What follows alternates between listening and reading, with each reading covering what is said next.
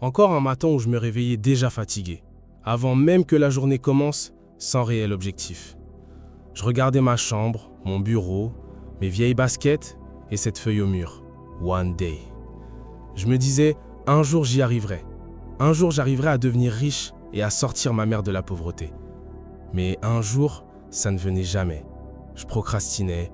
Je me demandais toujours comment faire sans entreprendre d'action. À l'école, tout le monde avait l'air à l'aise. Sauf moi. Les couloirs remplis, tu sais ce moment gênant quand tu passes au milieu de tout le monde? C'est exactement ce que je ressentais. Elle, c'est Amara. Juste là, perdant mes capacités. Un salut, ça va? Ça devrait être facile, non? Mais pour moi, c'était plus dur que tout. Je voulais lui parler, mais je reculais, comme pour lancer mon business. Chaque occasion passait, comme un train que je n'arrive jamais à prendre. Je rentrais chez moi en refaisant toutes les actions que j'aurais pu faire. Et ce n'était pas juste elle. Ma mère galérait aussi. Elle comptait chaque billet, chaque facture. Je la voyais au milieu de la cuisine, essayant de tout gérer. Et moi, je ne savais rien faire. Un bon à rien. Je détestais cette impuissance. Alors j'ai commencé à regarder. Les autres, qui réussissaient, qui vendaient des trucs, qui créaient. J'ai toujours voulu vendre des trucs moi aussi. Il paraît que c'est le business le plus facile. Mais quoi? J'ai ouvert mon cahier et j'ai réfléchi. Mes idées, mes baskets, et j'ai essayé.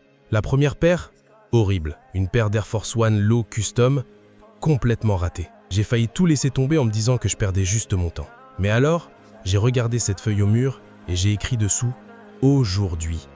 Pas un jour, mais aujourd'hui. Alors j'ai recommencé. Encore. Et encore. Chaque erreur m'a rendu meilleur. Et en vrai, je kiffais ce que je faisais. Je prenais en photo mes chaussures et je les affichais sur les réseaux. Et un jour, quelqu'un m'a écrit « Combien pour cette paire ?» Oui, c'était pas énorme, mais j'avais enfin compris que je pouvais faire de l'argent autrement que par le chemin tout tracé qu'on nous enseignait depuis l'enfance. C'était mon déclic. Le lendemain, je marchais dans les couloirs différemment. Une certaine confiance sortie de nulle part. Pas parce que j'étais devenu courageux, mais parce que j'avais compris que la confiance, ça ne vient pas avant d'agir. Si t'as regardé jusqu'à maintenant, c'est que quelque part tu t'es identifié à mon histoire. Je ne sais pas de quoi t'as peur, de quel frein tu fais face, de quel business tu rêves, mais passe à l'action maintenant ou tu regretteras ton inaction. Bientôt. I'm just trying to tell you how